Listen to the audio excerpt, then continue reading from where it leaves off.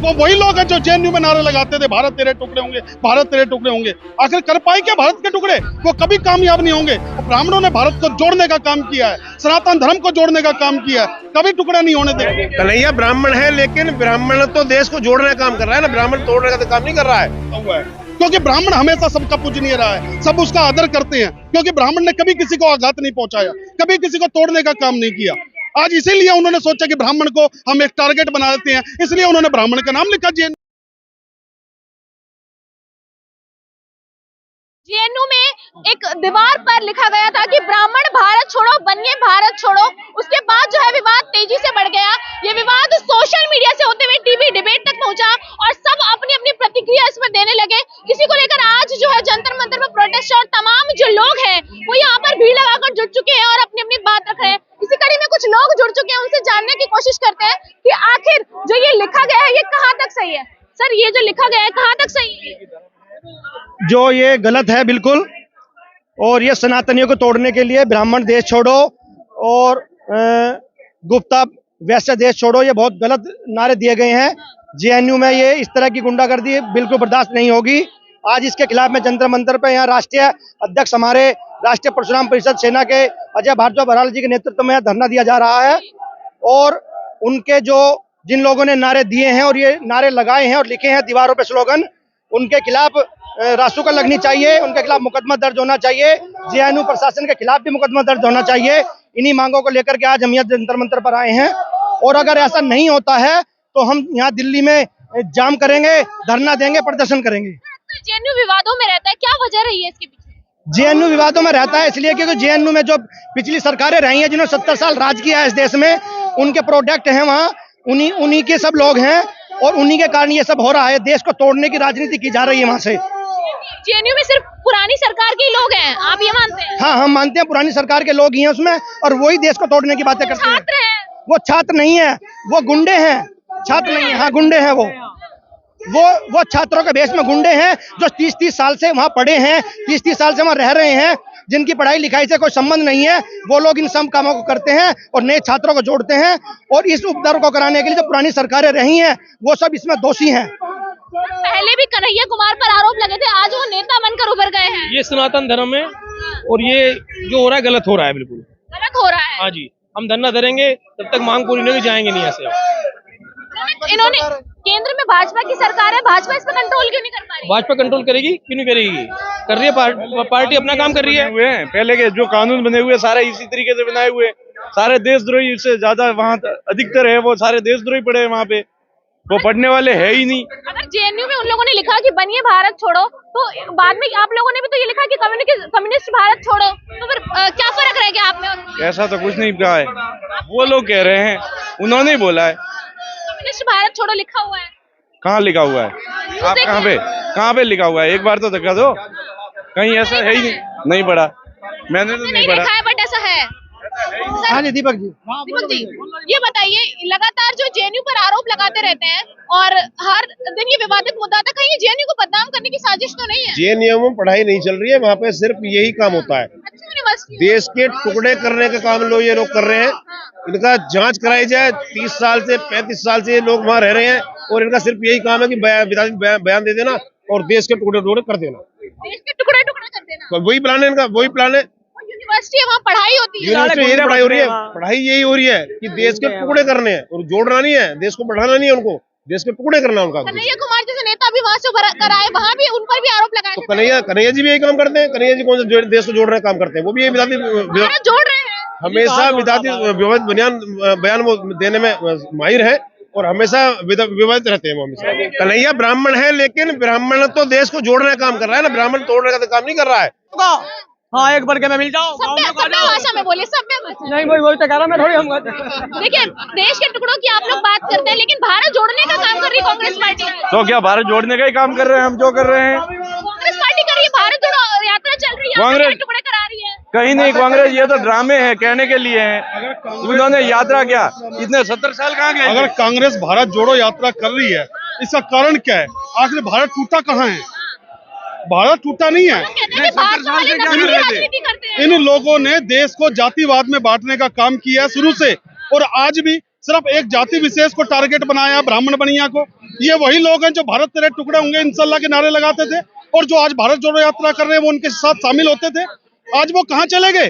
लेकिन कांग्रेस पार्टी तो भाजपा पर आरोप लगाती है, कहती है कि ये लोग हिंदुओं का नाम ले रहे हैं। कांग्रेस पार्टी किस पे आरोप लगाती है? वो अपना सिर्फ अस्तित्व बचाने में लगी हुई है। आज देश ने उसको नकार दिया है। कोई ऐसा राज्य नहीं है जिसमें उसको पसंद करता हो कोई। हर जगह उनकी जमानत जब्त हो रही है। हिमाचल में सरकार बनी है। हिमाचल में बनी है। हिमाचल में पहले बीजेपी की सरकार थी, वहाँ पर हमेशा बदलाव की स्थिति रहती है। में बदला जाता है वहाँ पे तो। अगर आप सिर्फ हिमाचल की बात करें, आप गुजरात की बात क्यों नहीं करते? लगातार 4 बार सरकार बनी है दिल्ली की क्यों और वहाँ पर किसी की जमानत भी नहीं बची है। सिर्फ 17 सीट पर सिमट के रह गई, वो भी जब भारत जोड़ो यात्रा चल रही है। आज वो खत्म हो चुके हैं वो लोग, और उन्होंने एक जाति विशेष को टारगेट बना के देश को तोड़ने के लिए पूरी ताकत लगा रखी है। वो वही लोग हैं जो जेएनयू में नारे लगाते थे भारत तेरे टुकड़े होंगे, भारत तेरे टुकड़े होंगे। आखिर कर पाए क्या भारत के टुकड़े? वो कभी कामयाब नहीं होंगे। ब्राह्मणों ने भारत को जोड़ने का काम किया है, सनातन धर्म को जोड़ने का काम किया है, कभी टुकड़ा नहीं होने देंगे। भाजपा की सरकार है, केंद्र में भाजपा की सरकार है, तो उन्हें एक्शन लेना चाहिए। उन्होंने एक्शन लिया, हम उससे संतुष्ट हैं। आप क्या सोच रहे हैं कि था के गोली मार दें उनको? जिन्होंने किया है उनको धीरे धीरे पकड़ा जाएगा, चिन्हित किया जाएगा। ये वो सपूले हैं, जब बिल के अंदर गर्म पानी डालेंगे तो सपूले निकल के आएंगे। आज उनके ऊपर आघात किया गया है। जेएनयू में हमारे सनातन धर्मी पहुंचे हैं, उनसे वो बड़े परेशान हो रखे हैं। पहले भी वही जेएनयू था जिसमें बड़ी रोजाना की सभाएं करते थे। आज वो चीजें हो नहीं रही है। विदेशों से जो फंडिंग आती थी वो बंद हो गई है। ऐसी स्थिति इसलिए बन गई कि उनको ऐसा लगने लगा कि अब हम मुट्ठी भर लोग रह गए, सारा हिंदू समाज, सारा सनातन धर्म एक हो गया। उनको कोई पूछने वाला नहीं है, उनको कोई पूछने वाला नहीं है। आज उनकी स्थिति दर से बदर हो गई है। हर राज्य में उनको नकारा गया है। आप कन्हैया कुमार को ले लो, जिस जगह पे जाता है वो उस जगह उसकी पिटाई होती है। आज अपने घर में डूब के बैठा हुआ है। अब इन्होंने सोचा कि ऐसे नहीं तो कम से कम एक देश की जो जिसका सभी सम्मान करते हैं, ऐसी जाति ब्राह्मण जाति जिसका हर जाति सम्मान करती है, कोई किसी ने आज तक किसी ब्राह्मण समाज का विरोध नहीं किया। आज उनको टारगेट बना के चल रहे हैं वो लोग, कभी कामयाब नहीं होंगे वो। दीवारों पे जो लिखा हुआ है वो किसने लिखा है ये पता नहीं चलता। तो आप लोग सब्र क्यों नहीं करते? प्रोटेस्ट की क्या जरूरत? नहीं, देखिए सब्र कैसे करें हम? कोई हमारी जाति के ऊपर उंगली उठा रहा है तो क्या हमें हाथ पे हाथ रख के बैठ जाना चाहिए? क्या उनको बताना नहीं चाहिए कि हम भी एक हैं और हमारे साथ में सिर्फ हम ब्राह्मण लोग नहीं है, पूरा हिंदू समाज हमारे साथ खड़ा हुआ है? क्योंकि ब्राह्मण हमेशा सबका पूजनीय रहा है, सब उसका आदर करते हैं। क्योंकि ब्राह्मण ने कभी किसी को आघात नहीं पहुंचाया, कभी किसी को तोड़ने का काम नहीं किया। आज इसीलिए उन्होंने सोचा कि ब्राह्मण को हम एक टारगेट बना देते हैं, इसलिए उन्होंने ब्राह्मण का नाम लिखा जेएनयू में। क्या मांगे अब आप लोगों की? क्या हमारी मांग ये है कि जो लोग ऐसा करते हैं उनको पहचान करके उनको बंद किया जाए और आगे इस तरह की घटना दोबारा ना हो, इस तरह का हम आश्वासन लेके जाना चाहते हैं। जेएनयू में जो अक्सर विवादों में रहता है, उसके लिए क्या एक्शन चाहते हैं आप लोग? देखिए, सरकार एक्शन नहीं लेती। जेएनयू जो है पंडित जवाहरलाल नेहरू यूनिवर्सिटी, वो उसी यूनिवर्सिटी में पढ़ते हैं जो पंडित जी के नाम से शुरू होती है। उनको शर्म नाम की चीज नहीं है कि जिस थाली में खा रहे हैं उसी में छेद कर रहे हैं। पंडित के नाम से पढ़ाई कर रहे हैं, पंडितों के नाम से वो सारा वजीफा फ्री ले रहे हैं। आज 60-60 साल के बुढ़े उस यूनिवर्सिटी में पढ़ रहे हैं। उनको पहचान करके उनको बंद करना चाहिए। और जेएनयू में अगर इस तरह के लोग नहीं बंद होते हैं तो हम अभी तो यहाँ इकट्ठे हुए हैं, अगर और बड़ा संघर्ष करना पड़े तो उसके लिए भी तैयार है, क्योंकि हम अकेले नहीं है, पूरा हिंदू समाज हमारे साथ खड़ा हुआ है। यदि सर ये बात यही नहीं टलती और बात आगे बढ़ती है तो कहाँ तक आप लोग जाएंगे? नहीं, ये काम सरकार का है। हम लोगों ने अपना रोष प्रकट कर दिया है। अब सरकार इस पे अपना काम कर रही है, गृह मंत्रालय इस पे अपना काम कर रहा है। वहाँ पे सब में सीसीटीवी लगे हुए हैं, कौन आदमी ने लिखा है वो सब पकड़े जाएंगे और उसकी जांच होगी। ये जांच का विषय है और जांच होने के बाद जरूर हम सरकार से आश्वासित हैं कि ये जरूर इसमें कार्रवाई होगी। ऐसा नहीं है कि सरकार कहीं पे देश के टुकड़े की बात लिखता है या जाति विशेष को उकसाने की कोशिश करते हैं। तो ये सरकार का जांच का विषय, सरकार इस पर कार्य कर रही है।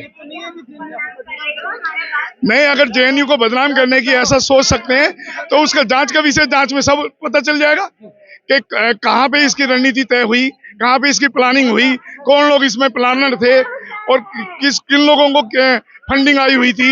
ये जेएनयू में ही क्यों होता है? अगर इसकी जगह मुस्लिम छोड़ो लिख दिया जाता, भारत मुस्लिम छोड़ो लिख दिया जाता, तो अभी सारे देश की पार्टियां जेएनयू पे प्रदर्शन कर रही होती। और ये केवल से ब्राह्मण को टारगेट इसलिए किया गया है कि ब्राह्मण इस देश को जोड़ने का काम करता है। ब्राह्मण केवल जोड़ने का कार्य करता है, इसलिए ब्राह्मणों को टारगेट किया जाता है। आपको क्या लगता है ये सब स्ट्रेटेजी के तहत होता है? जेएनयू में स्ट्रेटेजी बनाई जाती है? बिल्कुल, ये जांच का विषय है। मैं पहले भी बोल रहा हूँ आपको, ये एक प्लानिंग है और इस प्लानिंग के तहत काम हो रहा है ताकि अगली बार दूसरी जातियों का नाम लिया जाए। अगर यही बात मुस्लिम के लिए होती या ईसाइयों के लिए होती तो अभी वहां पे बहुत बड़ा प्रदर्शन हो चुका होता है और सारी पार्टियों के नेता वहां पे बारी बारी से उनको बोलने के लिए भी जगह नहीं मिलती, इतनी भीड़ इस देश की हो जाती वहां पे।